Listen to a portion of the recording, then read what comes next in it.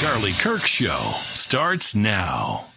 Also, half the kids that graduate college will not even end up using their degree. That's true. When it comes to the affiliated jobs. So the numbers are true at the highest income. So about 10% of kids that go to college stretch out the averages to be really, really high. Got it. And so, for example, you go to Caltech to study computer engineering and applied AI. Next level. You're crushing it, right? You go to Cal to go study North African lesbian poetry. Yeah. Like, is that an actual degree there? You tell me, Governor. I don't know. I mean, we funded, but I'm not sure that's one of the courses. Fact you don't know? Well, I don't know every single damn course. I know. It should be like, no way. But if the fact it's a maybe, we got some problems. Well, the fact that a lot of people have explored different disciplines. That's fine. It's just the taxpayer shouldn't have to fund it. So you right now should come out and be like, you know what? The young man who's about to win the state championship in the long jump in female sports, right. that shouldn't happen. You as the governor should step out and say no. No, and I appreciate. But would you do something like that? Would you say no men in female sports? Well, I think it's an issue of fairness. I completely agree with you on that. So that's easy to call out, the unfairness of that. There's also a humility and a grace. That these poor people are more likely to commit suicide, have anxiety and depression. And the way that people talk down to vulnerable communities is an issue that I have a hard time with as well. So both things I can hold in my hand. How can we address this issue with the kind of decency that I think is inherent in you, but not always expressed? What I'm getting at, though, is it's a worldview difference, right? And so that's why the issue is so much more powerful. Of course it is, but it's also pattern recognition. Yeah. It's pattern recognition of a Democrat Party that post-2020 decided to go all in. We call it woke. You might call it, justice or whatever it is. But it's so outside of what we would consider traditional Americans' norms and customs. And again, so a Democrat strategist would say, "Oh, Charlie, you're weaponizing stuff." Not you, but that's a typical thing. But the most effective ad of this election cycle, the most effective ad, what it is? Yeah, and devastating. Trump's for you, she's for they, them, and devastating. Again, devastating. But let's talk. And she didn't even react to it, which was even more. But look, the number one thing, which I know you're going to agree with, and I'm sure you'll have a super slick response, right? That's not slick, about half true. Yeah. But which is about three-quarters. The cost of housing, average home in California. $850,000. I like what you said about BlackRock. But that was interesting to me. I think that is, but again, that's not a majority of house purchasing. About 1 in 4 houses are bought by private equity. Would you agree to say that BlackRock should not be able to own homes in California? I think, and then turning around and renting it's them. Insane, right? This is a huge problem across the country. You should propose a bill in the California State House. We've had one. It didn't get very far last year, and there's more conversations. A $10 trillion fund shouldn't be able to come in and buy homes. But it's not just BlackRock specifically. This is what's happening in this space. Mass asset managers that have $1 billion, $50 billion asset under management are now competing against our college grad from, by the way, Cal State Fullerton. But it's equally insane that people are boycotting Bud Light. How is that not called out? First of all, I don't drink, but yeah, well, you don't drink at all? No. By the way, that's interesting. Yeah. You don't? No. Never have? I have, yeah. A couple years ago. What happened? A couple years ago you stopped? I stopped, yeah. Why'd you stop? I just wanted to be more successful. I love that. What were you drinking? Napa Valley wine. Oh, Jesus Christ. Here we go. Right? Are we going to get a little... my Lord and Savior in vain like that, by the way, forgive me. I deeply respect... And by the way, do respect your faith. I'm serious. It's like the 4th time. Come on. The philosophy on the worldview, as I mentioned earlier, that you guys have adopted is that thou which is oppressed will get the most points. You guys don't have thou that has the best idea wins. And because of that, you guys have an elevation of...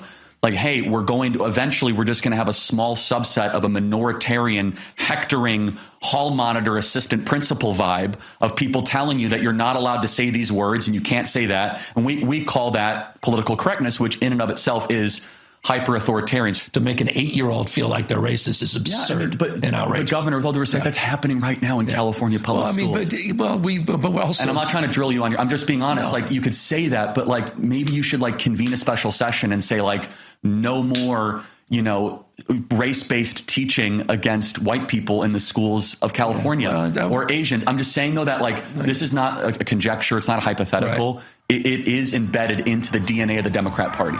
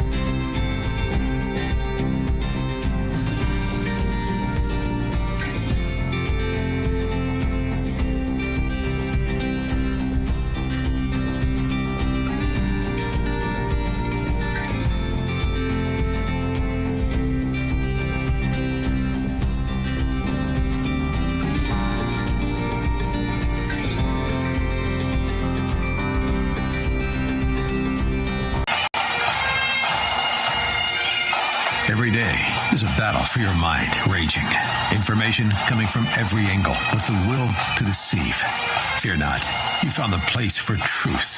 The voice of a generation that still has the will to believe in the greatest country in the history of the world.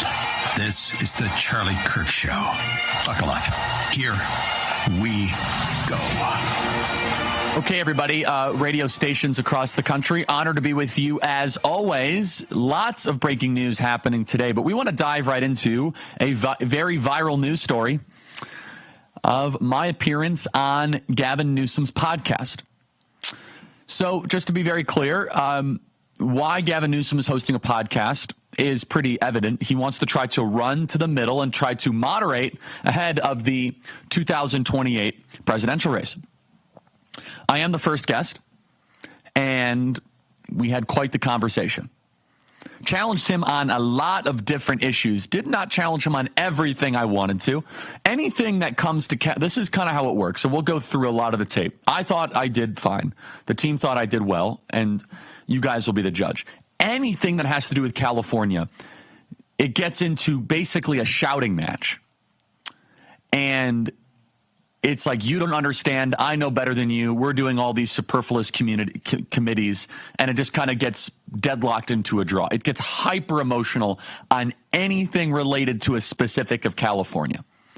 The premise was that Governor Newsom wanted to have me on his program to learn from me and MAGA faithful as to why they are getting their tail kicked. And we went into it. We went into homelessness. We went into school closures. And the one that is making the most headlines is the issue of men and female sports. And I love debate. I'll debate anybody at any time. And as far as if this is the best use of his time while people still do not have homes in the Palisades, that is a good argument. Now, this is the longer clip. Let's just start here. Around men and female sports. This is going very viral. Gavin Newsom obviously knows which way the wind is blowing. Unless, of course, it's a wildfire in the Palisades. Sorry, that's too soon. He always kind of knows the directional political energy. And this is our conversation around whether or not that biological men should be allowed in female sports. Play cut 191. You have an opportunity to run to the middle and seize this man. So obviously you're talking to me of all people. Yeah. So you right now should come out and be like, you know what? The young man who's about to win the state championship in the long jump in female sports, that shouldn't happen. You as the governor should step out and say no. No, and I appreciate but would you do something like that? Would you say no men in female sports? Well, I think it's an issue of fairness. I completely agree with you on that. It is an issue of fairness. So it's deeply unfair. Would you speak out against this young man, A.B. Hernandez, who right now is going to win the state championship in the long jump?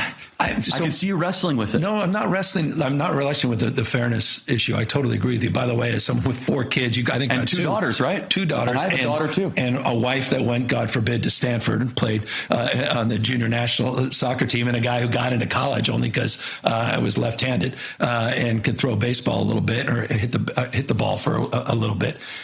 So I revere sports, and so the issue of fairness is completely legit. And I saw that the last couple of years. Boy, did I saw how you guys were able to weaponize that issue at another level. Not weaponize. Weaponize may be pejorative. You're right, but you were able to shine a light on, highlight it in a way that, frankly, there are not that many out. We're talking about, I think, NC2A, 510,000? No, but I just didn't realize. It's 890 medals and trophies that we know of in the last 5 years. That's a lot. No, so let me step back, say completely fair on the issue of fairness. I completely agree. So that's easy to call out, the unfairness of that. There's also a humility and a grace, that these poor people are more likely to commit suicide, have anxiety and depression. And the way that people talk down to vulnerable communities is an issue that I have a hard time with as well. So both things I can hold in my hand. How can we address this issue with the kind of decency that I think is inherent in you, but not always expressed on the issue. No, I get it. At the same time, deal with the unfairness. So you asked a good faith question, like how do we Democrats get out of the wilderness? Yeah. This one is an 80-20 issue. New York Times poll, right? That's I agree with you. We're getting crushed on. Crushed. And you have an opportunity in the state to be like, look, I have a heart for A.B. Hernandez. I have a heart for the San Jose volleyball player. Let's give them compassion. What's not fair is just for like entire women's sports. I agree. By the way, I agree with you.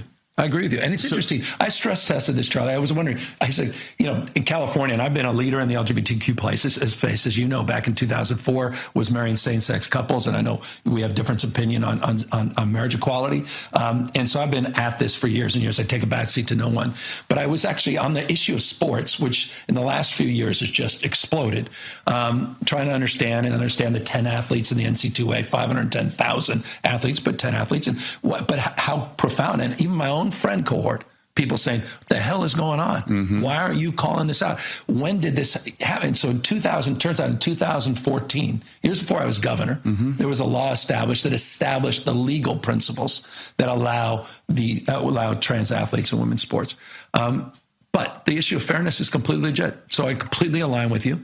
And we've got to own that. And we've got to acknowledge it. And I don't say that through the prism of politics because you disagree with same-sex marriage on principle. And so I'm not, and by the way, I value the fact that you're not trying to walk away from that principle because electorally, I'm in the minority of that. Yeah, in the minority. And I don't want to walk away from this principle because it's electoral, but it is an issue of fairness. And I think Democrats have lost that. I think that I wish that we would have done this podcast last week.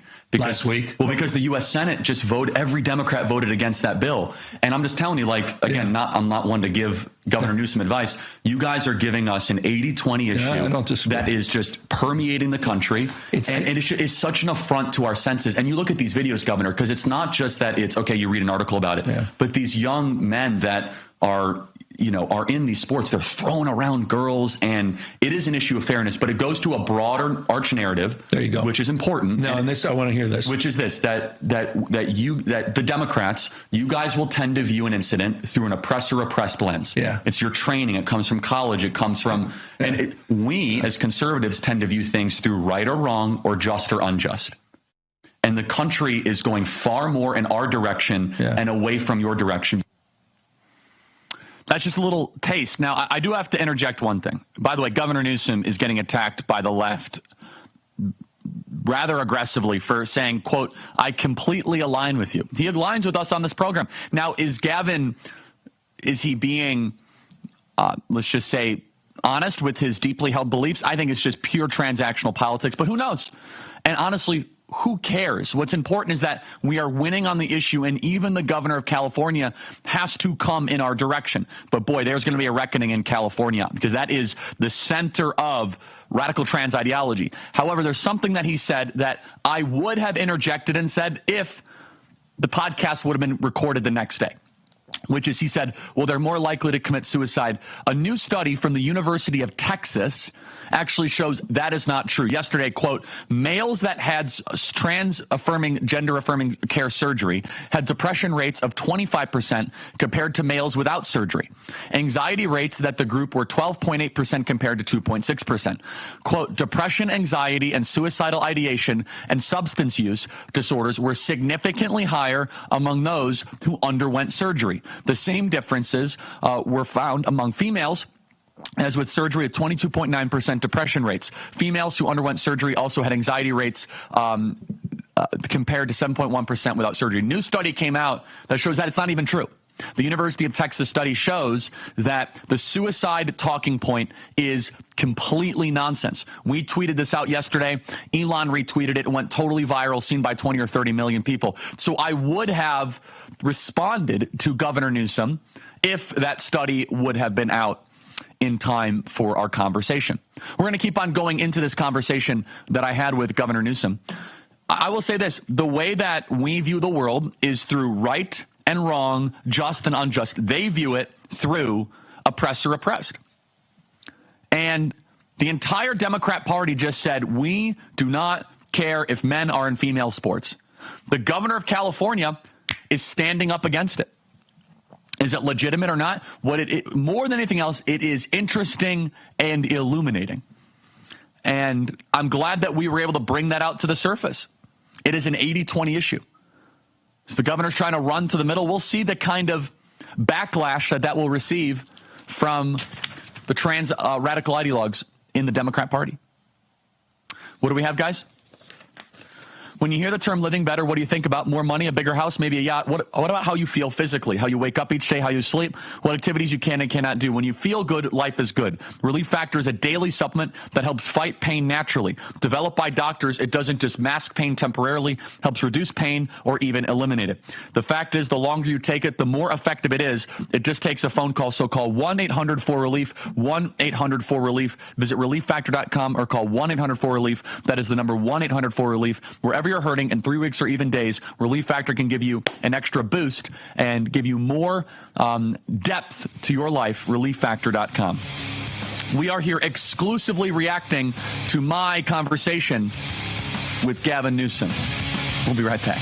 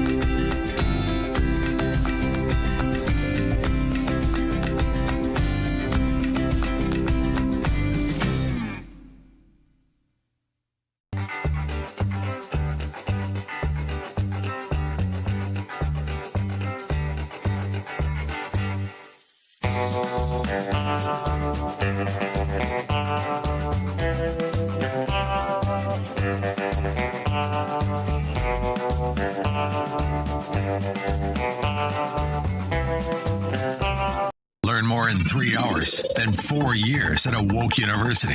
And it's free. The Charlie Kirk Show. Okay, everybody. I want to tell you about one of our great partners. By the way, they're sponsoring our entire campus tour. I've gotten to know them. They're amazing patriots, phenomenal people. Why Refi? If you are a private student loan borrower, listen carefully. Private student loan debt totals over $300 billion. About $45 billion of that is labeled as distressed. Why Refi does not care what your credit score is. You can finally take control of your student loan situation with a plan that works for your monthly budget. Let's face it, if you have distressed or defaulted private student loans, nobody is coming to bail you out. You can even skip a payment every 6 months up to 12 times without penalty. Just call 888-YREFI34 or log on to YREFI.com. That is YREFY.com, YREFI.com. You can even skip a payment every 6 months up to 12 times without penalty. This may not be available in all 50 states, so go to YREFI.com, YREFY.com. Can you imagine being debt-free and not living under this burden anymore? Be unburdened by what has been great company. They're highly ethical. I can vouch for them. Again, they're at our office a lot. We're meeting them a lot of different stuff. They support Turning Point USA. They are mission aligned. So if you have private student loan debt, have them help you at YREFI.com, YREFY.com. We'll be right back.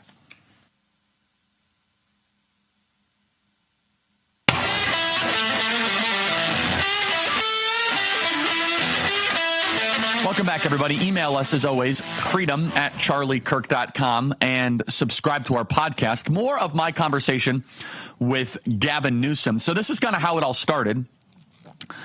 Gavin said that, Governor Newsom said that his son is a big fan of the Charlie Kirk show, and that he really wanted to come to the studio. And I responded off the cuff and rather sharply. And I'll tell you, when you have conversations like this, you see, Governor Newsom was being overly effusive in his praise towards me. So you have to kind of meet the interviewer at his frequency. Remember, I'm a guest on his show. So here's a guy who I believe has done incredible damage to the most beautiful state in the country, that I believe has done just unspeakable harm to the great people of California. So here he is kind of throwing on the praise. It's a difficult thing because you don't want all of a sudden look as if you're just coming out like super aggro. At the same time, you must challenge. So I tried to get in a couple little one-liners here or there. Listen carefully. Play cut 174. Last night, trying to put my son to bed, he's like, no, Dad, what time? What time's Charlie going to be here? What time? And I'm like, dude, you're in school tomorrow. He's 13. He's like, no. This morning, wakes up at 6 something. He's like, I'm coming. I'm like, he literally would not leave the house. Did you let him take off school? No, he did. Of course not. He's not here for a good reason. But the point is you canceled school for like 2 years. Once one day. The point is the point, which is you are making a damn dent. Thank you. I'm kidding. He canceled school for 2 years. Come on, I mean, you had the Zoom class for 2 years. You were shut down all the California schools. All kidding aside, it really just showed the power of this program, the power of all of you that subscribe to our show and keep the momentum going, that we are reaching the sons and daughters of the Democrat ruling class. And I just want to have the offer to Governor Newsom, both privately and publicly. We'd love to have your son come to one of our Turning Point USA events. We won't make a big deal out of it. We won't say, oh, this is Gavin Newsom's son. No. We just want him to be able to have a patriotic experience this summer. We have our Student Action Summit. We'd love to have him come to Tampa, Florida. He could bring a couple friends. I think it would be incredible to have Governor Newsom there. Again, we wouldn't make a whole thing, a display out of it. He can make up his own mind. But it does show the impact of the virality of what we've been doing. And I wonder if that was one of the reasons why I was invited to be the first guest on Gavin Newsom's program.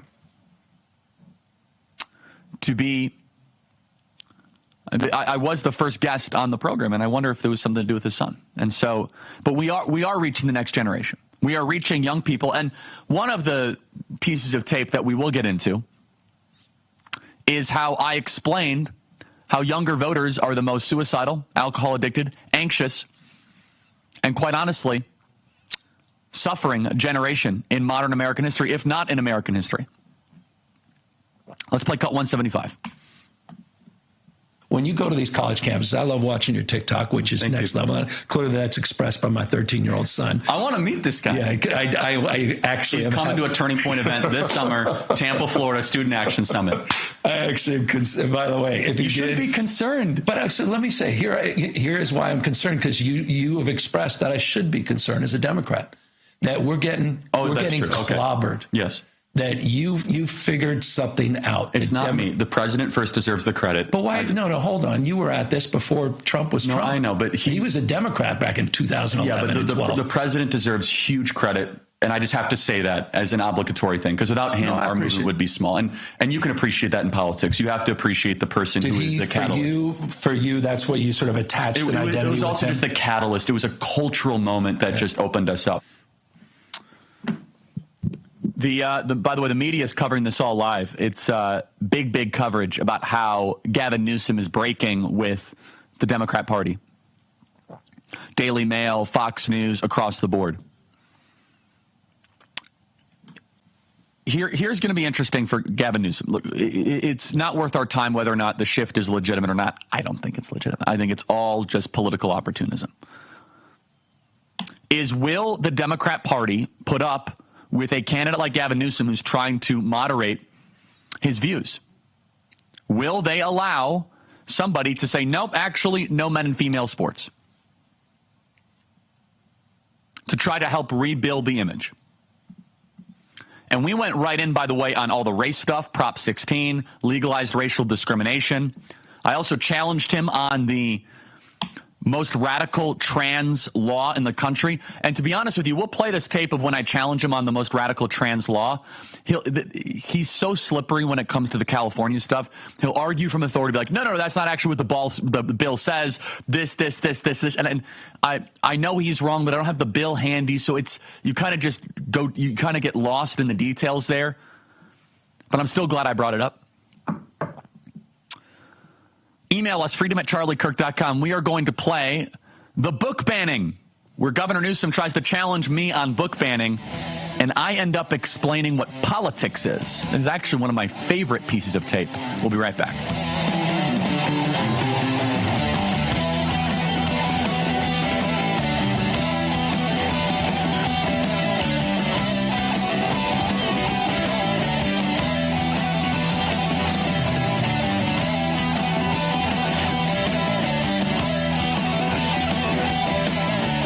With the stock market. America's Break. I'm Terrence Bates. Let's take you to New York, where Treasury Secretary Scott Bessent is speaking right now. Let's listen in. We have 10-year interest rates are lower, mortgage rates are lower since President Trump came into office, and as of last night, crude prices are down 15%. So across a continuum, I'm not worried about inflation. Yes, and I want just one follow-up on this. The president is a believer in reciprocity. I see, and this goes back many years when I worked in the first term, reciprocity. So people are, as I say, so many people in the financial world are worried, inflation and tariffs and all the rest of it. But he has said also that if countries who have engaged in unfair trading practices reduce their tariffs or their non-tariff barriers, then we would all have a lower tariff rate. I mean, he said that for many years. People don't seem to understand it. I don't know if it's in the markets. I wanted to put it out there. It is possible over a period of time that tariff rates, both here and abroad, could come down. Is it not? Look, as President Trump has said many times, tariff is his favorite word. I would say that reciprocal is probably his second favorite word. Mm-hmm. And I think we have to be open to the idea, if you want to be a numbskull like Justin Trudeau and say, oh, we're going to do this, then tariffs are going to go up. But if you want to sit back, have a discussion with the Commerce Department, USTR, they all have my phone number too. I am happy to have a discussion with our foreign counterparts that says that here's what we think you were doing. And the tariffs are the actual easy part. Because we know India does this on U.S. motorcycles. Germany does this or EU does this on American cars. That's a quantitative number. But also, what are non-tariff barriers? Apple cannot sell the new iPhone 16 because of local content laws in Indonesia. Are you manipulating your currency? Are you suppressing the value of that? Are you unfairly subsidizing select industries, either via bank lending or suppressing labor markets? And then 5, something that's come to our attention recently, the EU is putting these gigantic fines on our U.S. tech companies. And that's a non-tariff barrier too. So we're going to look at that and then talk about what could happen on a reciprocal basis. It's going to be much of that will come out April 2nd. And we will then, it's going to be path dependent based on our trading partners, and there will be a discussion.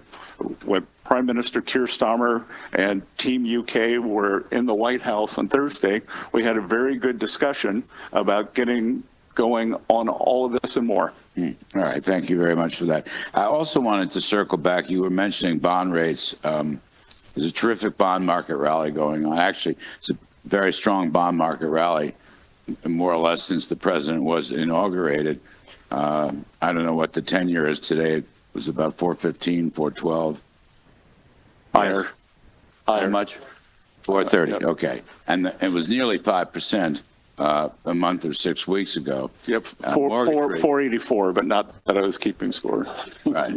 I like round numbers. I learned that from Trump, just round numbers. Anyway, the point I'm making is, could you talk a moment? When you and I talked on an interview after your confirmation, you said that you were focused on the 10-year bond rate. The president himself was focused on the 10-year bond rate. It has come way down. Mortgage rates have come way down. And on top of that, even while people are telling everyone their tariffs are inflationary and so forth, commodity prices are coming down, oil prices are coming down. I just wondered if you'd talk for a moment or two about the market situation where rates are falling. So the two things that I've talked about, that President Trump has talked about. You've been listening to Treasury Secretary Scott Bessent answering questions at the Economic Forum, Economic Club of New York. We'll, of course, continue to monitor this for you throughout the morning. But for now, let's get you back to the Charlie Kirk Show.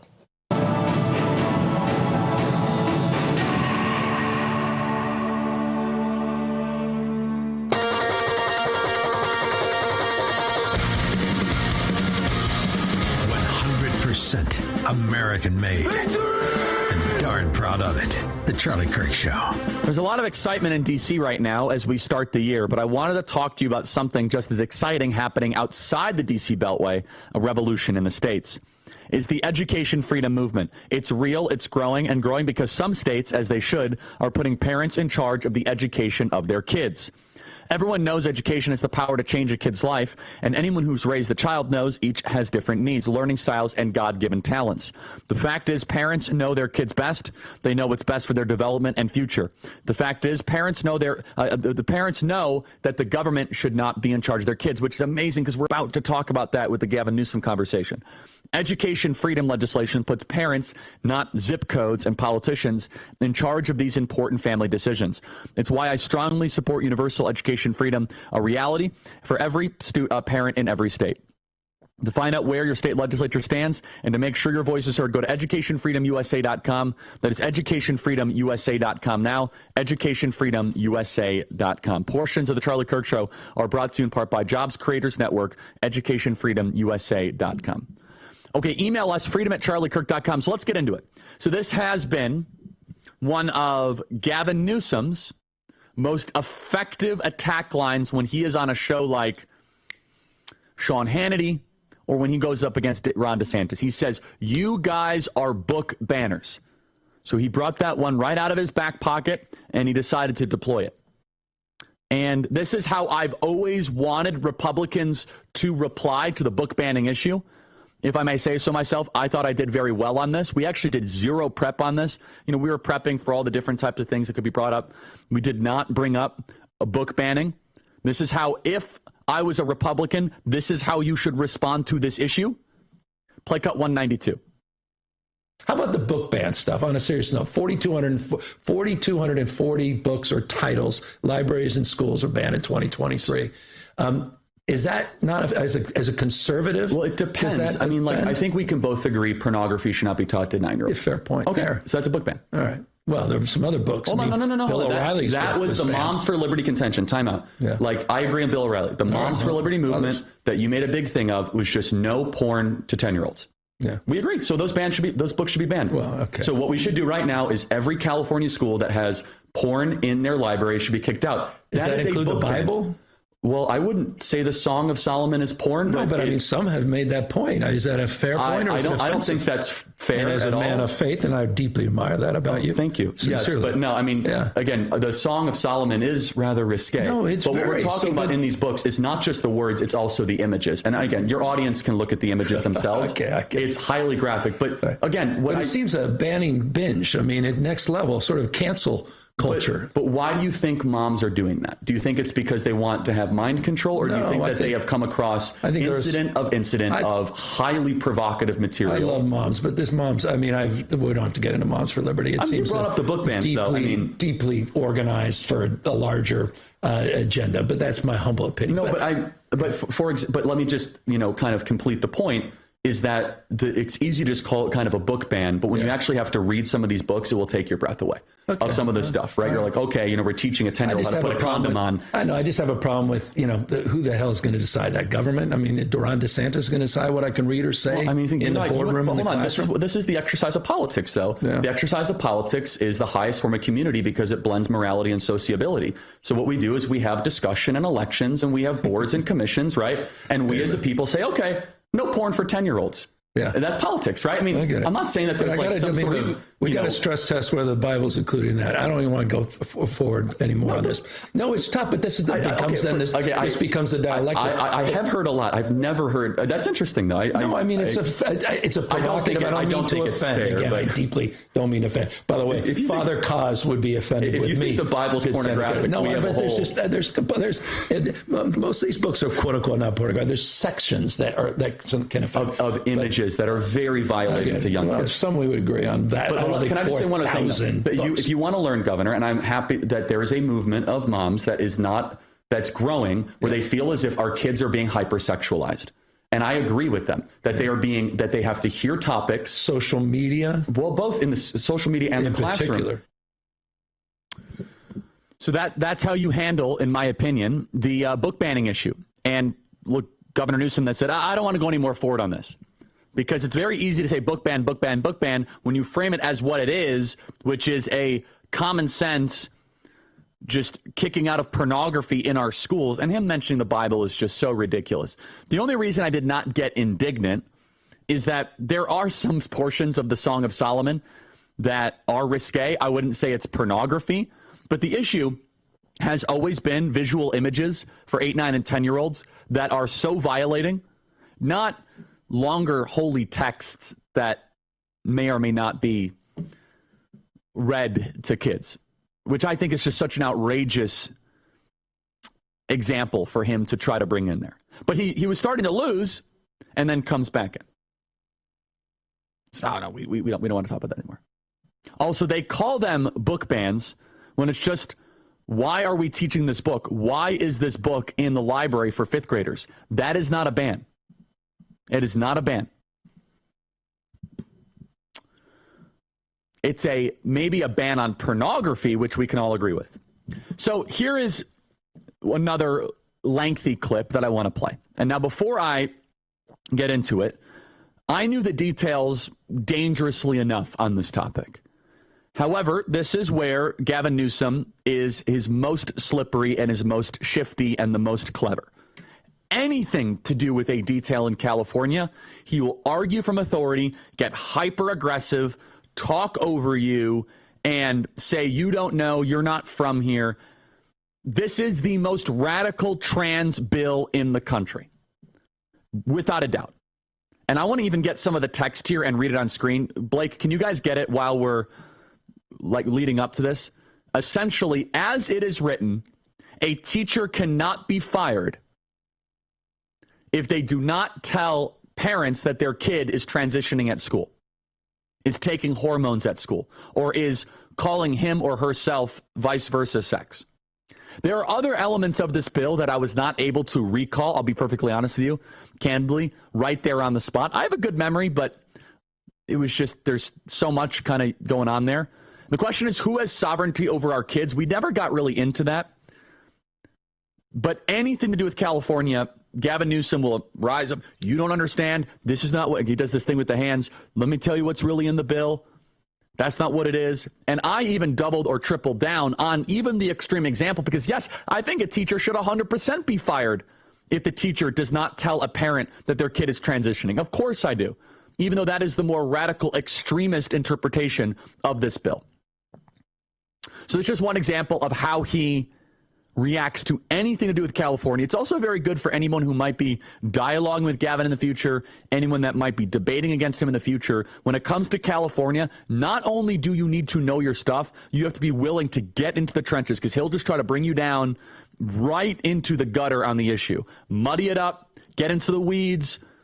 It's a very effective debate tactic. Is it rooted in truth? Of course not. Play cut 194. You signed a law where school districts can't even tell parents if their kids are trans. Not true. Okay, then, untrue. Okay, then. No, they can. They just can't get fired for not doing that. And it wasn't just trans. Fired for not. The law was explicit, said you can't be fired for not snitching on a kid, not just for being trans, for being gay. And my point is, how in the hell? But shouldn't the parents know? They have every. Wait, is telling parents snitching? No, the teachers themselves have the right. The law is they can do that. They can do that. We're not saying you can't do that. We're saying you shouldn't be fired if you choose not to say Johnny was talking about liking some other boy. That's a charitable reading. The other it's not charitable. It's actually the freedom not to. Let me tell you the other way to say this: that a teacher, of course, should be fired if you don't notify a parent of what's happening to their kid. Of course, they should be terminated for that. If on health and safety, shouldn't they be teaching? I want these kids to teach. I want these teachers to teach. And by the way, if they feel like the health or safety of their kid, they have a responsibility to communicate. They still can. By the way, we're not telling these teachers they can't. We're saying they won't be fired if they don't look around and say in the recess there were two boys. Why didn't you see that? You're fired. You should have said something because they're talking about two different things. But there, of course, should be a penalty measure, whether it be termination or whatever, if a teacher withholds information from a parent. Because what you're saying is that there's no way to hold them accountable. So you're saying you're accountable to what, though? Accountable to two kids talking about the fact that this is talking about subject matter. All of a sudden now we have to have teachers policing I think speech or conversations. I think you would even agree, Governor, that is an over extreme example. What we're talking about. No, but the extreme example. This was a solution in search of a problem. What we're talking about is if, which happens a lot, unfortunately, is if a young girl says that, hey, I want to transition, and the teacher accommodates and affirms it, and the parent doesn't even know. I have met parents like that in the state. I heard Trump, and then they come back and they're away or something. There's so much extreme. I will say, and we don't have to, we don't have to wrestle too much on this topic. But you guys will lose on these topics, and you might disagree. But again, but I'm one of those guys, and Charlie, I appreciate, and I by the way appreciate the civility which we're engaged in this conversation sincerely. I don't mind losing. Sometimes you lose on principle. It's one of those things. Everything's not political is the point. And sometimes the principle, and by the way, mad respect for you on abortion and same-sex marriage. You feel the American people don't agree with me. Exactly. But I admire that on principle. But for me, it's not just political. And I appreciate you making that point. I deeply am mindful of the politics of this, which are very unhelpful. Okay, I just personally, it's unhelpful. More broadly, professionally, the Democratic Party and our brand. And one of the reasons, to your point, the Democratic Party brand has just been crushed. And so, as your self-awareness is helpful to know, because it is deeply unpopular, and I think that is an ascendant political force, right, that is not going away. No, I appreciate, but I also appreciate you hold deeply unpopular beliefs. Of course, I do, but But you're not running for office. I'm not going to run for president as a moderate. The facts are this. It's very simple. A California public school teacher is not required to inform parents if their child is transitioning. In July 2024, Governor Newsom signed Assembly Bill 1955, also known as the Support Academic Future and Educators for Today's Youth Act. The legislation prohibits school districts from enacting or enforcing policies that require teachers or other school staff to notify parents about a student's gender identity, sexual orientation, or gender expression. So he's taking an incredibly extreme interpretation of, and it goes back down to The core, whose kids is it? So it doesn't block them from telling, obviously, but it enables teachers who are trying to secretly transition kids while the parents are clueless. Let me say that again. It enables and protects teachers who are secretly trying to transition kids while parents are clueless.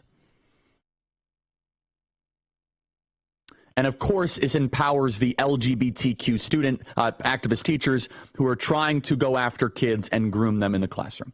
We know that to be correct. Well, and the parents have no idea. These are our kids, meaning parents' kids, not the government's, not the teachers. It is a grooming protection bill. No exaggeration. That's how I should have gone about it. I thought I did okay. I thought we probably went to a draw there. But anything on California, it's very, very difficult to make any progress with them. Very difficult. Rough Greens. Ever see your dog slowing down or having health issues and wonder what can I do to make them better? Well, Rough Greens, add Rough Greens to your dog's food for 90 days and you'll see changes that will amaze you, guaranteed. In the first 30 days, you'll see shinier coats and increased energy. By day 60, your dog will have a stronger immune system, less shedding, and improved joint function, all due to the live nutrients you've added to their diet. Fetch a free Jumpstart trial bag for your dog. Go to roughgreens.com and just use promo code Kirk. That is ruffgreens.com, promo code Kirk, roughgreens.com. You don't have to change your dog's food to improve your dog's health. Just add a scoop of Rough Greens. That is ruffgreens.com, promo code Kirk. Great people. We partner with them a lot. Go to ruffgreens.com, promo code Kirk. Fetch a free Jumpstart trial bag, roughgreens.com, promo code Kirk. Email me, freedom@charliekirk.com. We'll be right back.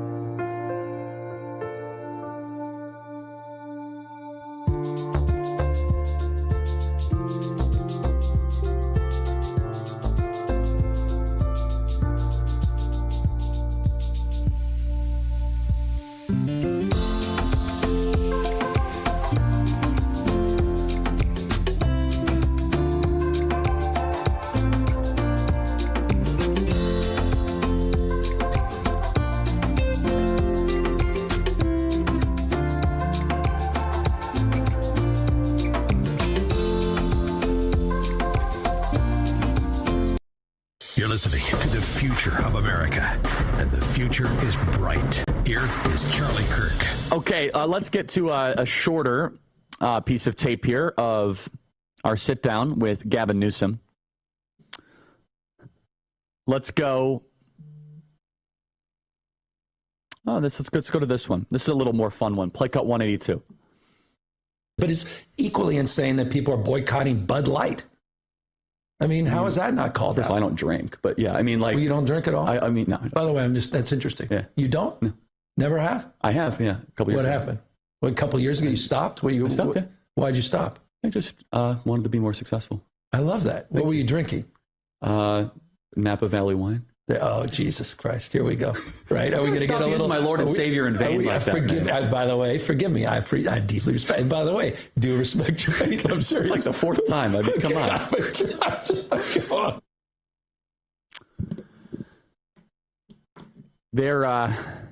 There's a contemplation of how many times he used our Lord and Savior name. I kept telling him to stop, and he kept on doing it. Email us, freedom@charliekirk.com. Subscribe to our podcast. We'll be right back.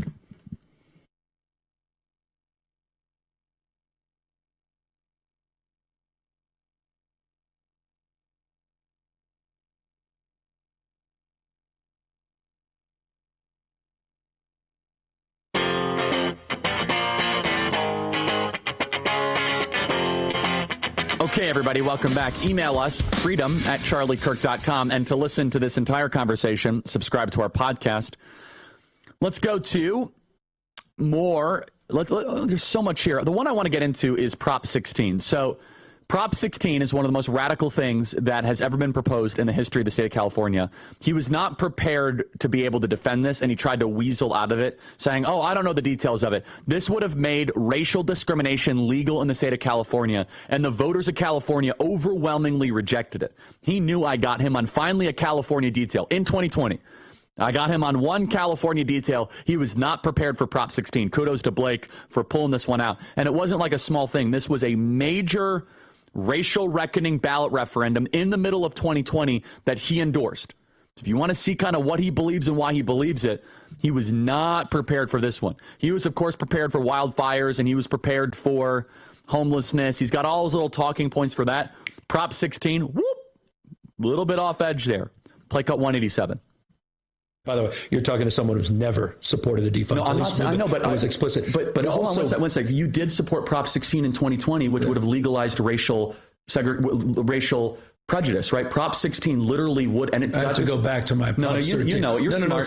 Prop 16. I taught 960 SAT, so a little humility. Hold on, no, you're the governor of the largest state in the country. No. I saw your debate against DeSantis. You're good at this stuff. You know what I'm talking about. Prop 16 would have had legalized racial prejudice, which would, and it got defeated by 16 points despite all the institutions. Yeah. So you're asking me, what did wokeism look like when California, when all the institutions, yourself included, with all due respect, embraced this insane ballot measure? Guess what? Even the people of California didn't want racial discrimination. Remember, California since 1996 has had Prop 209s. Okay. There was city council meetings where they said the white people aren't allowed here, right? And that's not good. No, it's not good. Stuff, yeah. And so what ends up happening is a broader question of sensible, not racist suburban moms that are like, wait a second.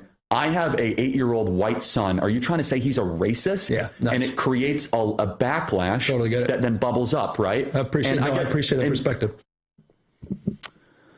Yeah, he knows what Prop 16 is, for the record. He knows exactly what it is. I got to go look at my notes. Okay.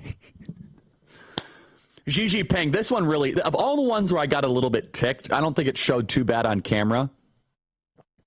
But where they were able to clean up the streets when Xi Jinping arrived, and he's like, oh, you guys weaponized this one. You guys weaponized this one. Which one is this? Which cut is this? I'm trying to see which one that would be. I don't know if I see it here. Then I guess we'll go to a different one. Let's go to this one here. 179. More fun. You're talking about your whining and dining at French Laundry. Yes, that was talking about the importance of never. I can't help you with a reservation. I get such a kick out of this whole shtick. I got to be honest. Jesus, very nice. By the way, we couldn't have this conversation with that conversation. Dumbest bonehead move of my life. Okay, own it, move on, grow up. And I'm trying to. Is that you talking to yourself? That's me talking to myself. Okay. I'm looking right at you in the eyes as I say that, just to get your reaction. Here's the Xi Jinping clip. The French Laundry one, we can go on at length. 183. Why is it you were able to clean it up for Xi Jinping, but you can't clean it up? That was the dumbest thing I've ever heard in my life. By the way, you guys weaponized that. I saw that on 25 things. It was the most ridiculous. That was, you know what? I will happily revert back to your counterpoint as weaponized. In this case, weaponized. Can I get the Xi Jinping streets back? It was ridiculous. Give me a break. Give me a break. With all due respect, I saw a beautiful picture of San Francisco that looked like Singapore. By the way, and then Xi Jinping leaves, and The Walking Dead come back. By the way, it was AIPAC who had dozens and dozens of foreign leaders. And California is not San Francisco, but I am the governor of California, not the mayor of California, not the mayor of San Francisco. You were the mayor, but I just want to understand why is it that we were able to clean it up? But you have to admit, it's emblematic of something that if enough important people show up, it can get clean. So why not make it clean all the time? That one I was proud of, which is exactly right. If enough important people show up, San Francisco can be clean. Homelessness is a choice. It's not weaponized. We're not trying to go after marginalized communities, all these talking points. No. Weaponized, like when a homeless bum weaponizes a baseball bat to rob someone's car in San Francisco. I like that tape that we just played. Ryan and Andrew, we should tweet that one next. I thought that was a good one. And it ended nicely. I thought that was good. If enough important people show up to San Francisco, you can have clean streets, but you can't have clean streets if communist dictators don't show up. To listen to the entire conversation of Gavin Newsom and I, we will continue to post it here. He has that on his podcast page as well. I will say everything they said they were going to do, they fulfilled. They didn't edit any of it. They gave us the video footage. So thank you to them and their team to do that. They were honest brokers.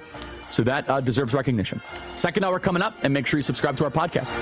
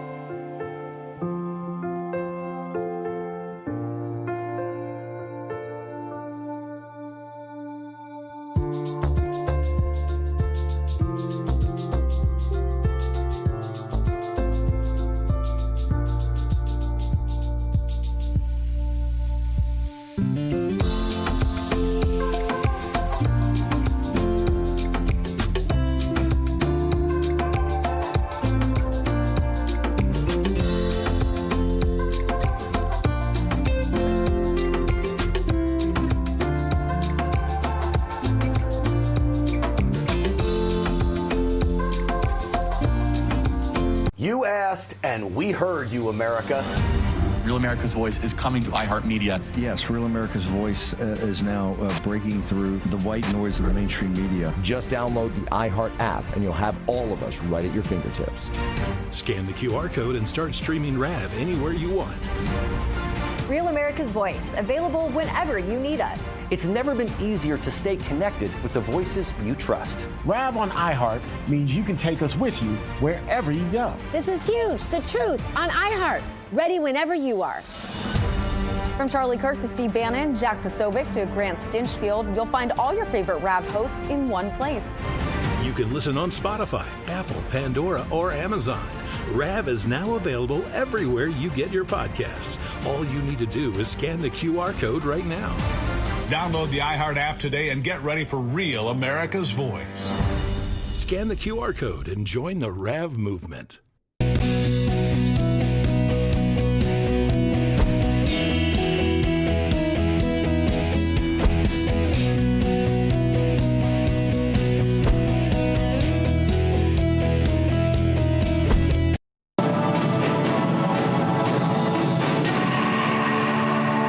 To this Real America's Voice news break, I'm Terrence Bates.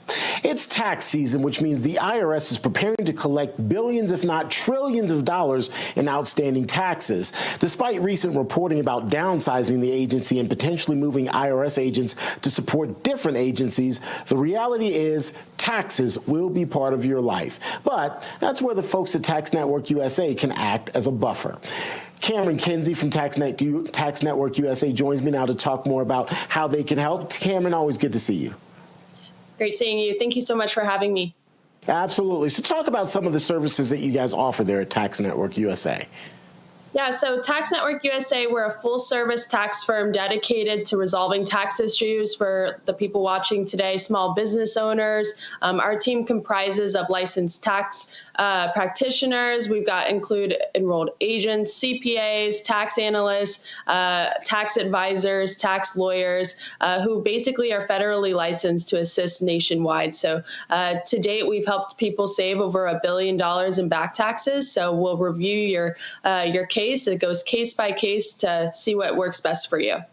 And one of the things unique about Tax Network USA is that you guys have a pseudo direct line to the IRS, and you have relationships with some of those agents that regular, average, everyday people might be working with. Absolutely. So you won't have to get on the phone yourself. We basically act as a liaison between you and the IRS, so you're not having to deal with them. But we help with audit representation, audit reconsideration, revenue offer representation, collection appeals. There's just a wide variety of what we can help you with. We also assist in installment agreements, penalty abatements, offers and compromise, currently not collectible petitions. So additionally, we provide this service, just tax preparation itself as well. So whatever you're looking for, we're here to help. And you mentioned earlier that you also work with small businesses. Talk about that, because the reality is there are a lot of small business owners, and the stress of keeping a business up and running is one thing, but when you add the IRS to the mix, that makes it sometimes insurmountable. Oh, absolutely. I mean, especially, from COVID to the government overreach that we saw in the Biden administration, you're absolutely right. So they face an increased amount of pressure from the IRS. Similar to individuals, businesses can negotiate installment agreements to pay their tax debts over time through scheduled payments. But for businesses experiencing financial hardship, an offer in compromise may be a viable solution, allowing them to settle tax liabilities for less than the full amount owed. Businesses may also seek relief from penalties through penalty abatement if they can demonstrate, reasonable cause for noncompliance. A situation where business can't pay its tax debt without affecting its ability to meet necessary operating expenses, the IRS may temporarily suspend collection efforts by placing an account in currently not collectible status. So we assist small business owners in evaluating these options, pursuing these relief options as well, just depending on what your case may be, to alleviate this financial strain so you can focus on being with your family and friends and not having to deal with the IRS. Absolutely. Elon Musk's Department of Government Efficiency is intent on rigorously reviewing various government agencies' spending practices. That includes the IRS. So how do you think this is ultimately going to affect the IRS's behavior, particularly as it relates to taxpayers? Yeah, we've seen DOJ do a lot these days, and I think the scrutiny that the IRS may lead to the IRS adopting more cost-effective and taxpayer-friendly practices. I mean, for instance, the IRS has been expanding its direct file program, allowing taxpayers to file their returns directly with the agency for free, basically aiming to simplify the tax filing process, reduce the reliance on third-party services. Additionally, it could prompt the IRS to enhance its customer service. We've seen a lot of backlash that the IRS has received online.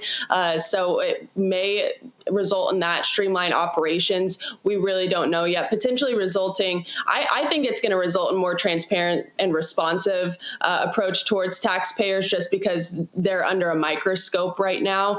So everybody's paying attention to them, especially during the hiring freeze, of course. So just with the increased amount of pressure, I do think that we may see things turn around. Absolutely. Tax Network USA, that's Cameron Kinsey. All the information to contact him is there on your screen.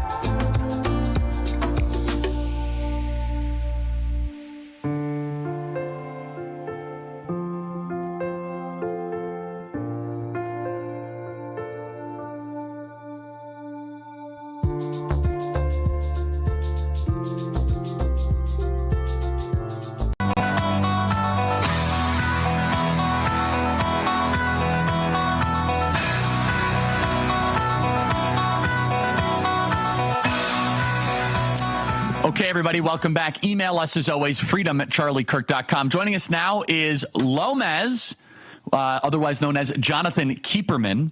A great guy. Welcome, man. Thanks, Charlie. How are you? This is wonderful to be here. Thank you. Yeah. You publish books, amongst other things, right? So tell us about some of these great gifts you just given. Okay, so I got you 3 books. These were on my shelf. This is Gray Mirror from Curtis Yarvin, Fascicles. Curtis Yarvin, as you know, as people are finding out, is a kind of intellectual, forebearer to some of these new trends in right-wing thought.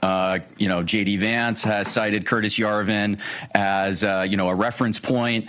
Curtis is closely tied into this new sort of tech right coalition that's joining up with the MAGA coalition. We've had Curtis on our program. So, we're doing 4 Curtis books over the next 4 years. This is the first. I also have for you H.P. Lovecraft short stories with some great new art. And then one of my favorites is Always with Honor comic book. Always with Honor is the memoir of the great White Army general from the Russian Civil War, Peter Wrangel. What side was he on? The Bolsheviks? No. Peter was our General Wrangel was our great White Army hero who, despite the odds and despite everything coming against him, was one of the few people in that conflict who maintained his sense of integrity and fought valiantly. And despite the fact that, of course, as we all know, the Bolsheviks won, he managed to save hundreds of thousands of lives and getting, his fellow countrymen to safety. So he was on the Tsar's side. Is that right? Yeah, that's right. I'm not as familiar with the Russian. Yeah, well, it's a really fascinating story that is becoming, unfortunately, increasingly relevant to our own time. Now, I think, this election, we probably forestalled the worst outcomes, and replaying the devastating and sort of catastrophic events of the Russian Civil War. But I think the takeaway lesson is not so much the historical analog, but how, as a man, as an honorable person with some influence, you are required to behave during times of great stress and when people are looking to you in periods of chaos to restore some order to the polity. And it is always with honor. Always with honor. So I sat down with Gavin Newsom yesterday. Now, do you live in California? I don't anymore. So I fled, along with hundreds of thousands of other Californians, around 2020. COVID was the catalyst for a lot of people to leave California, but it was going to happen one way or the other. The trends were already in motion. California had become a place that was hostile to middle-class families. And my wife and I, we had started our family. Our oldest son was starting school, and we had to get out because this is not a place where you can raise a family on a middle-class income. And a lot of that, frankly, is because of some of the policies that either Gavin Newsom was responsible for authoring or enabling. And so this is something that I think, as Gavin Newsom very clearly seems to be making a play for 2028, a little bit, we have to remember what he did to the state of California. And despite everything he might say to try to pivot to the center and make peace with some of the radicals on his side, he ruined California in a lot of ways. And I think it's important how would for us you to say remember he did that? I completely agree. Well, so firstly, the proof is in the pudding. As I was saying, net out-migration from California really started to accelerate the moment Gavin Newsom came into office in 2019. You started to see hundreds of thousands of people flee the state, especially, again, middle-class families. And it's some combination of crime, homelessness. You have this kind of radical leftist cultural agenda that's infecting the schools and that was enabled by Gavin Newsom. And, I don't know if it was brought up in your interview, but I would encourage people, for example, to look up AB 101. AB 101 was an education bill that got put before Newsom in 2020, which he signed, which mandates DEI education for all California high schoolers. A semester of DEI education for high schoolers. So all he might say about his sort of animosity or, certain hesitation he might have about pursuing some of this DEI agenda, well, he didn't really act on that, and he signed this bill into law, and now starting in 2024-25, this year, all high school kids have to take DEI classes. So you have homelessness, crime, you have the cultural degradation. You also have a state that doesn't work financially. Housing is incredibly expensive. Part of that is the demand for housing, but part of that are these onerous regulations that are imposed not just on business owners, but on anybody who wants to build anything. It's just a state that is hostile to people, to ordinary people. It's very friendly to criminals and homeless. Okay, but it's hostile to ordinary people. It's also very nice if you're very wealthy. So you can find a nice strip along the beach, all the way down the coast. It's very comfortable if you can afford that. But for ordinary people, it's just not a good place to live. I think you'll get a kick out of this piece of tape here. This is about the University of California higher education system, the UC system, and Gavin Newsom, I say something, he doesn't even know what they're teaching. It's a little bit of a fun moment. Play cut 190. Also, half the kids that graduate college will not even end up using their degree. That's true. When it comes to the affiliated jobs. So the numbers are true at the highest income. So about 10% of kids that go to college stretch out the averages to be really, really high. Got it. And so, for example, you go to Caltech to study computer engineering and applied AI. Next level. You're crushing it, right? You go to Cal to go study North African lesbian poetry. Yeah. Is that an actual degree there? You tell me, Governor. I don't know. I mean, we fund it, but I'm not sure that's one of the courses. Fact you don't know? Well, I don't know every single damn course. I know. It should be like, no way. But if the fact it's a maybe, we got some problems. Well, the fact that a lot of people have explored different disciplines. That's fine. It's just the taxpayer shouldn't have to fund it. Your reaction to that? I think Gavin Newsom, first of all, what that reflects is he has no idea what's going on in his state. Okay. He fell for it. Like, is that a thing, I wouldn't be surprised if it was a thing. So, I have some experience with this. I taught in the UC system for 10 years. I was a lecturer in the English department at UC Irvine. Wow. I spent a lot of time with undergrads. And so I want to say a couple things here because I have some insight onto this as someone who was inside of it for a long time. You're right. There's a dichotomy. The 10% of the institution of higher ed in California, really anywhere across the country, is still doing really great stuff. They're producing knowledge. They are teaching kids how to work with technology that they're going to need for successful and useful lives, useful careers. But the 90% of it is just a waste of time and money. These kids don't know anything. They don't learn anything. The professors don't care to teach them anything. The university has failed at its two basic functions, which is either to produce knowledge or to preserve knowledge. It no longer does either. And it's especially the latter that is a real problem. I love that. I've never heard anyone say it that crisp. So, preserving knowledge, preserving our intellectual and cultural heritage. Not only have they neglected to do that, there has been an active effort to erase that intellectual and cultural heritage.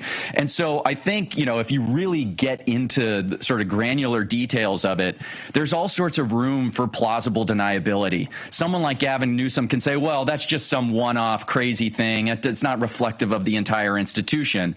But I will tell you, as someone who spent a lot of time with these kids, they are not coming out any better than they came in. And in fact, they're coming out a lot worse. And of course, then in tons of debt too. So they're saddled with this tremendous debt, and they haven't improved what we call their human capital, their ability to actually perform in the workplace and make good use of their lives and skills and talents. So much I want to follow up on, but first I got to talk about one of our sponsors here. I mean, I wrote the whole book, The College Scam, and I got some hate at the time for it.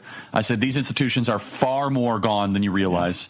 And they don't produce knowledge. They produce actually the worst ideas of America are originating on American college campuses. Stay right there. We all know how challenging it can be to get the quality sleep we need, whether it's falling asleep or staying asleep. So many people are not getting the Z's they need. Z-Factor from Relief Factor has the formula to help change that. Z-Factor goes beyond melatonin and uses a combination of 4 natural ingredients. Check it out right now at ReliefFactor.com. That is ReliefFactor.com. If you're looking for the right formula for better Z's, give Z-Factor a try. Call 1-800-4RELIEF. That is 1-800-4RELIEF. So check it out right now, ReliefFactor.com. That is ReliefFactor.com. And you guys should check it out. The Z-Factor is amazing. Better sleep without drugs. See how Z-Factor can get you the sleep that you need and the Z's you want. Check it out, ReliefFactor.com. Reminder, everybody, I will be going to Cal State Northridge. That's a right-wing place, right? Yeah, well, it could be. Okay, I don't know. It's going to be La Raza is coming by today. We're doing that. So check it out. Today on campus at Cal State Northridge. We're going to continue with Lomez here. I want to really talk about the issue of higher education after the break and dive into it, because there's so few colleges actually do it. I think Hillsdale College is America's greatest college because they're actually chartered as what a college should be. So it's about a truth claim of what is good and true and beautiful, and then getting the students to configure their entire educational experience towards that. Lomez is with us. Email us, freedom@charliekirk.com. Be right back.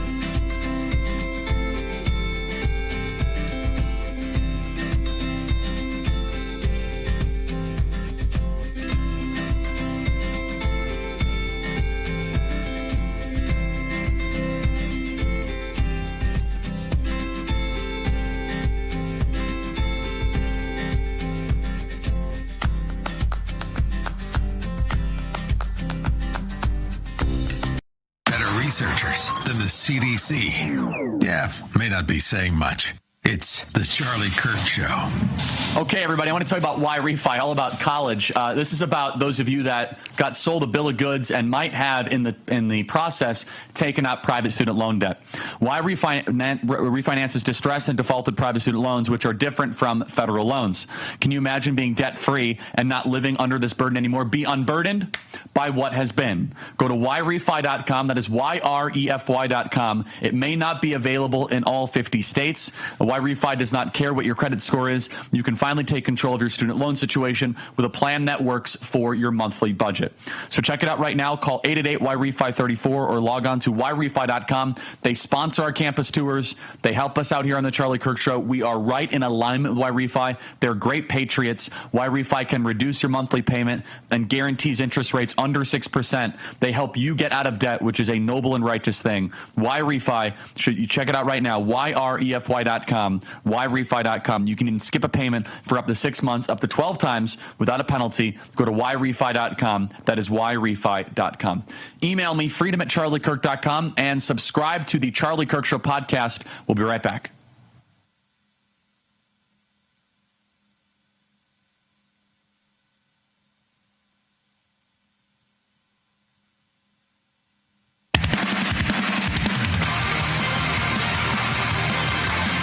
Email us, freedom@charliekirk.com, and subscribe to our podcast. So Lomas, before we play more tape here, I want to just reiterate, you believe that probably 90% of the academy is rotten to the core.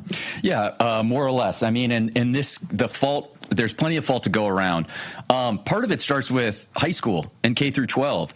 And so these kids come into school, they come into their undergrad class. You know, I used to teach a number of different classes. One I used to teach was on conspiracy theories, okay? We would talk about conspiracy theories and sort of the rhetoric and arguments involved in conspiracy theories. And I would start with 9/11. And from 9/11, we'd go to, JFK. And over time, I started teaching about 2010. Over time, what I started to find was they didn't know what these things were. They didn't. I mean, now part of this was a huge percentage of my students at UC Irvine were international students, over 20% at one point. So they had no real connection to our cultural history. But even the American kids, they didn't know who JFK was. They didn't know these basic facts about history. This is at UC Irvine. This is at UC Irvine. They don't. So you'd say that kids would come to UC Irvine and not know who JFK was? They'd have some vague idea. They might have heard the name, but tying that to a specific period in history or tying it to a specific assassination and the context around that and things like Vietnam and the Cold War was totally absent from their mental framework. And so what I ended up doing for a large part of my classes, especially for first-year students, was basically teaching them Wikipedia-level history, basic American history. And so, and it's not their fault, by the way. This is not something these kids did to themselves. This is because of neglect from our educational institutions. And a lot of this comes out of the educational graduate programs that determine curriculums for state-wide schools. There's also, again, just this sense that over time, our powers that be have decided that it's better for us to sort of start from scratch. Again, to sever our connection from our intellectual and cultural history and replace it with something else. This has been going on basically since, the political correctness period of the 90s, probably even before that. But it really accelerated in the 2000s and in the Obama years. And this has a drastic effect on the students when they come in. So by the time they get to college, they're not ready to absorb and get anything out of the material that perhaps you and I got in college, and certainly from generations before got out of college. They're playing catch up all the way through. And then you add that to the fact that their instructors and the people who now run the colleges are almost exclusively one-dimensional ideologues. I mean, across the board. It is very rare, and someone like me, I just kind of sit in the back and keep my mouth shut. I don't say anything. There's nobody to the right of Barack Obama circa 2008. That's about as far right as you're going to get. And so this one-dimensional ideological trajectory doesn't produce any kind of education per se. What it is ideological instruction. They are trying to impose their beliefs and political agenda on these students, and anybody who deviates from that even a little bit learns very early on there's consequences for it. So if I want to get a good grade, I just repeat back to my teacher what they want. That's exactly right. And so what should a college be in the ideal? College means partnership in original Greek. So, I have my own view of what college should be. It may not match up with everyone else's. I don't think that college needs to be a place where it becomes the default next step for every kid who graduates from high school. Yeah. I think it's great if people want to pursue a higher education. They absolutely should. But we should construct a system where kids are given an opportunity that doesn't reflect on their value or moral worth, where they can be funneled into vocational training or even like very high-end career paths. You don't need college. You can get the training you need just going by, being an apprentice at a law firm even. And I think AI is going to change a lot of this, by the way. I hope so. Yeah, so I want to play that tape, actually. Let's play cut 176. Are you arguing for the disestablishment, the end of higher education? I think it's going to happen no matter what. I mean, in 10 years, artificial intelligence is going to change everything. Yeah. And I don't know what these 4-year degrees are actually doing to prepare these kids for that. But no, as far as like, am I advocating for the end of the pursuit of learning? Of course not. That's one of my big critiques is that at a lot of these schools, they're not pursuing what is good, true, and beautiful. It's become the oppression Olympics and a weaponized complaint seminar of people sitting in the circle and finding out who's been offended the most that day. That's not doing anybody any good. No. 20 seconds. Yeah, so I think that's right. And, I think the promise, the ideal of college is we all get together with fellow smart people who are intellectually curious, and we sort of work through difficult and old ideas and try to make better sense of the world. That's simply not happening. I think you're right. AI, social media is going to give us alternatives. Lomez, otherwise known as Jonathan Keeperman, continues after the break.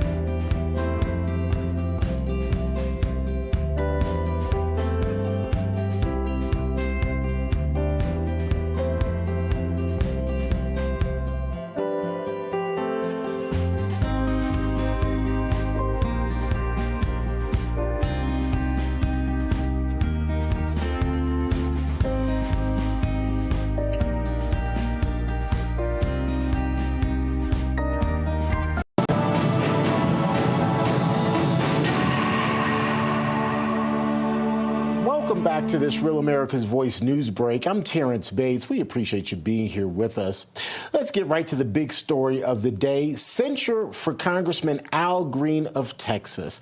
It just happened moments ago. Here was when it all went down. Will Representative Green present himself to the well?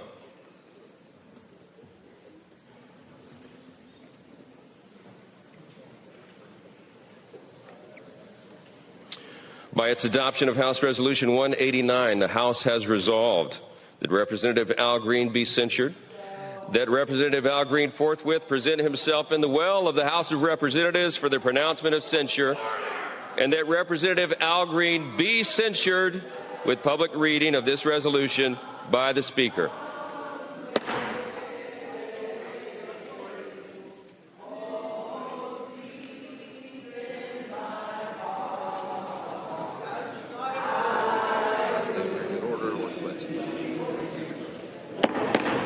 The House had come to order. The House had come to order. As you just heard, a defiant Al Green there singing a hymn after being censured by his colleagues there in the U.S. House. Al Green, of course, censured for his performance, or outburst, if you will, during President Trump's speech before a joint session of Congress on Tuesday, during which he yelled out repeatedly as the president was speaking. Speaking of President Trump, he's doing an about-face on tariffs against Mexico, at least temporarily. Just 2 days after slapping Canada and Mexico with 25% taxes on imports, the commander-in-chief now pushing pause on the tariffs against our southern neighbor for a month. He made the announcement on Thursday after having a conversation with Mexico's president. Taking a True Social 47 writing, "We are working hard together on the border, both in terms of stopping illegal aliens from entering the United States and likewise stopping fentanyl. Those two issues are the reasons Mr. Trump has given for the imposition of tariffs. Economists say the Trump tariffs are affecting the stock markets as the major U.S. indices have seen declines this week. As it relates to Canada, at this point, the Canadian Prime Minister still saying that a trade war is on with the United States. We'll see how all of this ultimately works out. That's going to do it for your headlines. I'm Terrence Bates.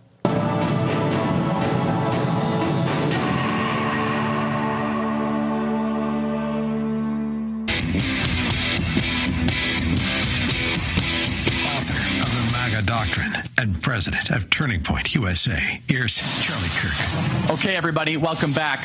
We're talking about college. Let's talk about America's greatest college. It's Hillsdale College. Hillsdale does an amazing job. And would you agree, Jonathan? Yeah, I love what Hillsdale's doing. I have some very close friends who are sending their kids there, and they rave about it. They said it's an amazing place. History, economics, the great works of literature. Did you study these things in school? As you would say, Jonathan, probably not. Hillsdale College is offering more than 40 free online courses, including their newest course on totalitarian novels. They're talking about books here. I'm sure Jonathan knows all 4 of these. I know 3 out of 4 quite well. The 4th I have to read. 1984, Brave New World, Darkness at Noon, and That Hideous Strength. The sleeper of that is actually Darkness at Noon. It's really good, by Arthur Kessler. Even though these novels were written in the 30s and 40s, they are highly relevant today as they show what a tyrannical government does to human nature.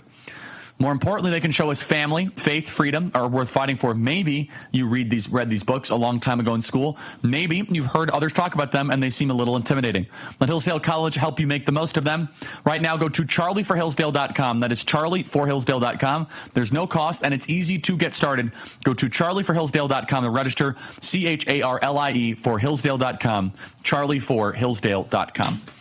Email us, freedom@charliekirk.com. We want to hear from you guys in real time. Okay, I am searching for this piece of tape here. I think I have it right here. Yeah, here it is. So I want to, we talked about how Democrats struggle to survive in longer form podcasting where there is not scripting or teleprompters. Let's play cut 180. Democrats cannot survive in long form podcasting environments. Why? It's too unscripted. It's too masculine, honestly. And the Democrat Party's become too feminine. What is masculine about a podcast? Honestly, because I get the whole manosphere, this bro podcast. To go into the wilderness with no rules and duel it out and see who's better or who's stronger. No, seriously. I mean, like, what? Democrats no, I mean, like. We don't do it. No, you're right. We, for whatever reason, don't do it. You can laugh, but, like, who in the Democrat Party? We're not. You're right. Will go, I mean, maybe Bernie Sanders, but he only RFK for like an hour and a half. when he was a Democrat. Well, Bobby, who's now HHS. Yeah. But, like, there's something to be said that if you want to earn the respect of forgotten America, you have to show them that you can intellectually joust with no script, no hard breaks, no producers in the ears, no teleprompters. That's where new media is going. Now, I'll only challenge one thing you say. I am reaching new audiences. I'm not talking to my bubble because our content is so appealing. It goes in a decentralized way. And it's not just political. No, it's not political. Cultural. But, like, again, our conversation here is going to go far and wide, right? Yeah. A lot of people are going to see it. A lot of people are going to consume it. Because it's also politics and entertainment have begun to overlap, right? And the old adage is, well, politics is downstream from culture. I think politics and culture are indecipherable from one another now. Donald Trump became a cultural phenomenon, right? You go into, inner city Compton, you'll see guys with Trump shirts with, the hand up, fight, fight, fight. Yep. So what Democrats are doing is you're still playing in a very old, hyper-sanitized media environment. Right. And my advice is you got to go where it's unpredictable, where it's treacherous, where it's dangerous. What do you think about the masculine element of that? Basically, Gavin was like, well, what is masculinity is what he was asking. Well, I'm sure Gavin would ask that question. I'm sure it's very difficult for him to come up with a coherent definition of masculinity. It's not something probably that is often modeled in the kind of places that he hangs out and among the kind of people he hangs out with. I think the general point is a really important one. And this idea of having conversations that are totally unscripted, that are removed from familiar talking points, is something that the right has come to dominate. And what this reflects to me is a willingness to go after the truth. There isn't some target that we're aiming at. We don't know necessarily where we're aiming at. Our only lodestar is what is true, what is good, and being willing to follow that wherever it may lead. Perhaps this is something that just comes about when you're in a position of sort of cultural subordination. So the right was kind of on the outside for a long time, and we had to sort of explore the wilderness. The left used to be able to do this. They became culturally dominant, no longer can do it. And why can't the left do it? Because there are certain true things that are in direct contradiction with what the left needs to believe in order to sustain its ideological agenda. And so the moment they let themselves off the leash and start exploring some of these ideas, they're going to run into, these what we call thought terminating cliches. They're just going to have to stop themselves and retreat back into their talking points. And look, if I didn't believe that just following the truth would lead to the political preferences that I have, then I wouldn't be on the right. I'd be on the left. It's because I believe that just following the truth naturally will lead to the kinds of things I believe in and the kinds of things I want to see happen, that I'm willing to do it. And I don't think the left is. And the masculine feminine issue, there is one of the more masculine things that one can do is to go where there is uncertainty and to go up against opposition. In some ways, and I was getting at it, it is a intellectual, nonviolent way to do a UFC fight, right? Yeah. I mean, it is like, we're going to see who wins. We're going to see who's better. We're going to see who's tougher.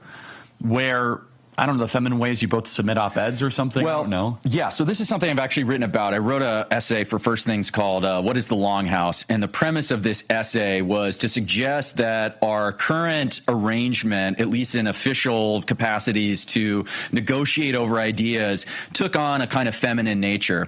And what that means is the goal is to reach consensus. Yes. The goal is to prevent anyone from getting their feelings hurt.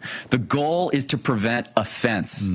A more masculine way of arguing is to pursue truth. Oftentimes, if our aim is to find out what is true, we are going to come into conflict with each other. It is going to be necessarily combative. It is entirely anathema to the notion of consensus. And so where these two paths diverge, where the masculine and feminine diverge, is either you're aimed at truth or you're aimed at consensus.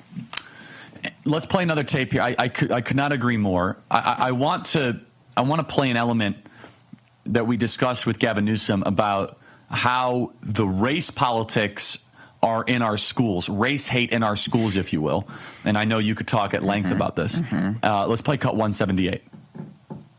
To make an 8-year-old feel like they're racist is absurd and outrageous. But Governor, with all due respect, that's happening right now in California public schools. But we're also, and I'm not trying to drill you on I'm just being honest. Like, you could say that, but like, maybe you should like convene a special session and say like, no more, race-based teaching against white people in the schools of California or Asians. I'm just saying, though, that like, this is not a conjecture. It's not a hypothetical. Right. It is embedded into the DNA of the Democrat Party.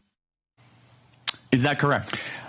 Okay, now this is where Gavin Newsom is at his slipperiest, in my view. He knows exactly what's going on. And he was kind of playing like, I don't know what's going on. Oh, how dare you suggest. That AB 101, I wish I would have had that. So, yeah, AB 101 is, a skeleton key, one among many, that kind of unlocks precisely what's going on in California. And at Gavin Newsom's lead, he signed this bill. It's not like he's ignorant of what's going on. AB 101 mandates that all high school kids take a DEI semester, in their classes, just as they would take econ or civics. They now have to take a DEI class. He signed this in 2020.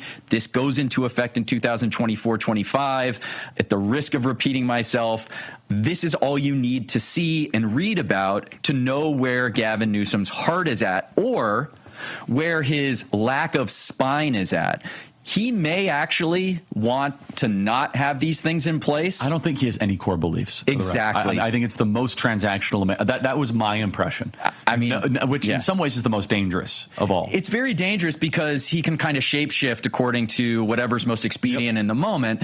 But, he has a track record. And so all we got to do is point to that track record and say, wait a minute, you're saying X, but clearly what you actually believe or are willing to do is the exact opposite of X.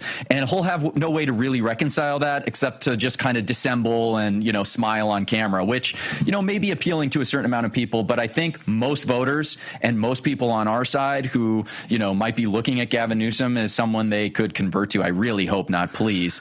That is not going to make anybody's life better, but they'll see through that. I really think the American voters are smarter than that, and they see through that kind of transparent, sort of political actor type behavior. I hope so. This was another interesting piece of tape here about how Democrats have a purification process to constantly be kicking people out of their party that don't agree with them or in their intellectual circles. You see this at the Academy. Yeah. Let's play cut 177. Any Democrats you admire out there right now? Democrats I respect. Bobby Kennedy type? I respect. Tulsi Gabbard. Why are you laughing? Why are you smiling? Because they're on our team now. Because you guys kicked out your best people. It's like the people that were into. This is a great point, though, Governor. Is that Bobby Kennedy was a heterodox opinion on a thing that a lot of people were concerned about. Get him out. He's an anti-vaxxer. Yeah. Tulsi Gabbard, who is an anti-war. Get her out. She's a Russian agent. Yeah. You guys see how you have an unhealthy purification process where eventually you're left with just a 31% approval rating and a bunch of people that are talking to each other. And meanwhile, we're the ones that have Democrats in our cabinet winning the electoral majority vote, because there needs to be said, if Democrats are serious about being a majority party ever again, look at that ideological diversity. We have people that, they want to go to war with every country that says something bad against us. And then we have people that are far more dovish, like Rand Paul. But that is a better, more, dare I say, diverse picture. You could say diversity is our strength. Oh, look at you. Lomez, your thoughts? Okay, yeah. I mean, look, this is part of the natural, what I'd call sort of liberal leftist life cycle. These things go in circles. And so, you had the sort of paroxysms of the 60s and this first big wave, not the first big wave, but in modern times, post-war era, this first big wave of sort of leftist excess. It peters out, and that leads into, the malaise of the 70s and then into Reagan. You have the political correctness craze of the 90s. And now we have this 2010s thing happening. And it's coming to an end. And anytime this cycle comes to an end, leftism kind of exhausts its revolutionary spirit. It becomes ossified. And this gets back to our point about podcasting. It's unable to take in new ideas, novel ideas that might actually deviate from the hard party line. This wave of liberal excess is at the end. And I think Gavin Newsom is sort of just clinging to it by a thread, hoping he might be able to revive, the hope and change spirit of Obama, but frankly, it's dead. It's a dead cycle, and they're going to have to find something new, and they don't know how to do that. And you can see with Newsom here, his only ideas are to just take what's working from us, okay? So now he's just going to be anti-DEI. You saw this, by the way, in the election, too. All of Kamala Harris's most popular ideas are just stuff she stole from Trump, okay, like no taxes on tipping, for example. So they're completely out of ideas. I think they need to now go into the wilderness and rediscover what it means to be on the left.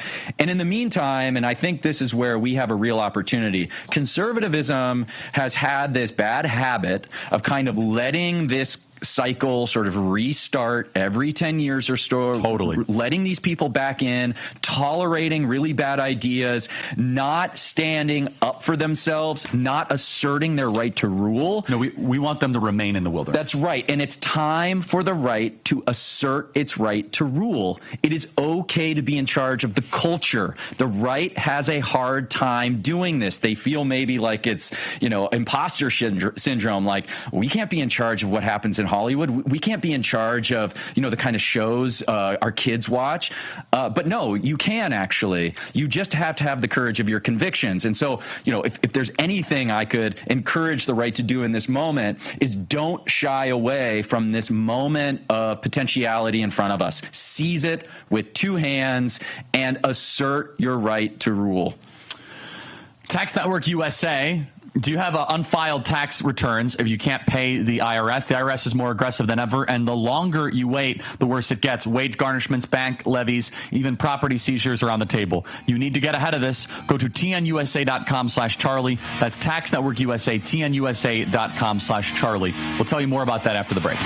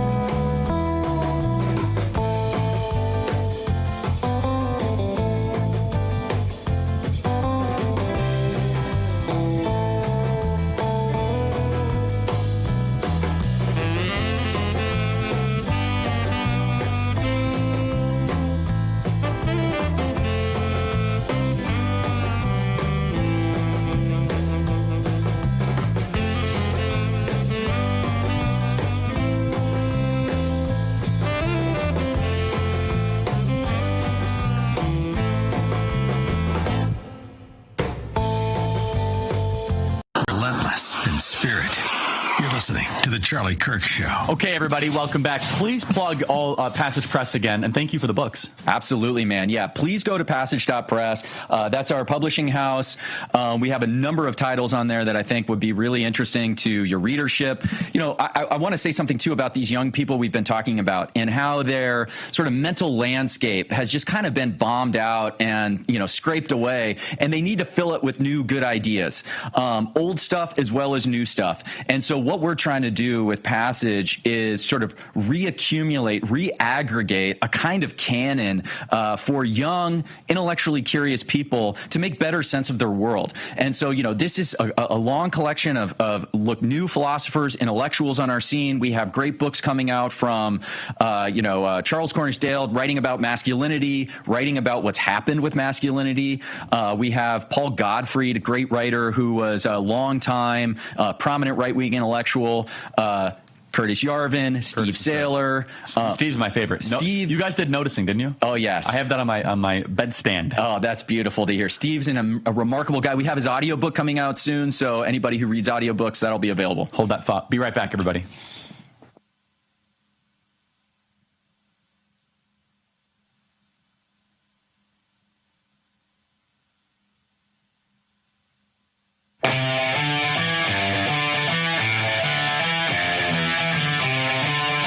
everybody. Let's go to the Herzog Foundation. Herzog Foundation is amazing. For years, I've been talking about how our nation's public schools have been captured by progressive ideologues, teaching things that directly contradict the values of millions of American families. Well, listen carefully. For those of you worried about the best educational path for your kids and grandkids, the partnership that we have at Turning Point Academy and the Herzog Foundation is critically important. Go to herzogfoundation.com. That is herzogfoundation.com to get a quality Christian education. herzogfoundation.com. So check it out right now. From their online publication, The Lion, to the new podcast, Making the Leap, the Herzog Foundation offers a wide range of advice and information for Christian parents to make the best education decisions for their kids. Go to herzogfoundation.com. That is herzogfoundation.com. So take a look at it right now. herzogfoundation.com. Portions of the Charlie Kirk Show are brought to you in part by the Stanley M. Herzog Foundation. What website can people find for Passage Press? Yeah, it's passage.press, PASSAGE.press.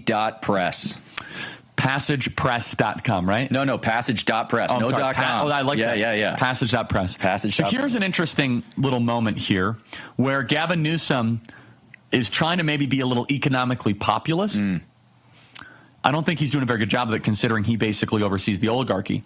But let's play cut 184. Listen carefully. Look, the number one thing, which I know you're going to agree with, and I'm sure you'll have a super slick response, right? That's not slick. About half true. Yeah. But which is about three-quarters. The cost of housing. Average home in California, $850,000. I like what you said about BlackRock. But that was interesting to me. I think that is, but again, that's not a majority of house purchasing. About 1 in 4 houses are bought by private equity. Would you agree to say that BlackRock should not be able to own homes in California? I think, and then turning around and renting it's them. insane, right? This is a huge problem across the country. You should propose a bill in the California State House. We've had one. It didn't get very far last year, and there's more conversations. A $10 trillion fund shouldn't be able to come in and buy homes. But it's not just BlackRock specifically. This is what's happening in this space. Mass asset managers that have $1 billion, $50 billion asset under management are now competing against our college grad from, by the way, Cal State Fullerton. So with a couple minutes, I could see your facial reaction. There's a lot there. Please. Okay. So, again, this is just betrays what's actually happening in California. Listen, if you're a young guy, you're starting out a family and you want to live in California, which, by the way, is a beautiful place. And California is filled with a lot of conservatives and red-leaning people. And I really don't want people to abandon California. It really should be the crown jewel of the American empire. And it will be again, okay? But for the time being, Gavin Newsom is ruining it. And one way he's ruining it is by eliminating the possibility for a middle class to thrive there. Yes. You either can afford to live in a rundown neighborhood full of homeless people and criminals with schools that are going to destroy the minds of your children. Okay, I know that sounds like hyperbole, but it's the truth. Or you're a millionaire and you can live in a comfortable beachside. You're an oligarch. And be completely insulated from the rest of the problems of the state and kind of merrily go along your way, pretending as if everything is fine. It's not fine. The middle class are getting devastated in California. And again, the proof is in the pudding. People are fleeing the state. Middle class Californians are leaving. They are in some number being replaced by foreigners coming in, but the middle class domestic out migration from California is as big now as it has ever been in the history of the state. And if you were to give advice to the American right, more broadly, because you said something, we need to have the intestinal fortitude and spine that it's okay to rule. Yeah. It's okay to govern. What does that look like? 1 minute remaining. Okay, governors of states, take back control of your education systems. Yeah, this is the biggest one. Take control of your universities. Afraid to do this. It's not hard. You can do this. You can put your own university presidents in place who are going to return these institutions to the function they were built for. And why they don't do this is kind of beyond me, and I think they're nervous. I think also they're unfamiliar with things like public education, with things like education. They're very good with business. They're very good with tax rates. And that's great. They shouldn't, deviate from that. But they can, walk and chew gum at the same time. And it's simply finding the right people, finding people who are from those institutions, who are aligned, who can help facilitate retaking control of them. Lomez, you're great. You're Thanks, welcome man. anytime. And they tried to dox you, but What doesn't kill you makes you stronger. That's right. That's right. Did you see Steak and Shake was quoting Nietzsche the other day? No. Did you see that? We're in the new timeline, man. Anything's possible now. I got to pull this up here. I know you'd appreciate it because you're smart. Yeah. Steak and Shake tweets, quote, "He who has a why to live can bear almost anyhow." Nietzsche. Steak Shake tweeted that out the other day. What means? Exactly. Thank you so much, man. Excellent. As always, thank you for the books. Passage.press is the call to action. Passage.press. Yep, that's the one. Thanks, Charlie. Come back anytime. Great. Yeah. And if you guys want to hear the entirety of the Gavin Newsom interview, that's why you should subscribe to the Charlie Kirk Show podcast. See you guys tomorrow.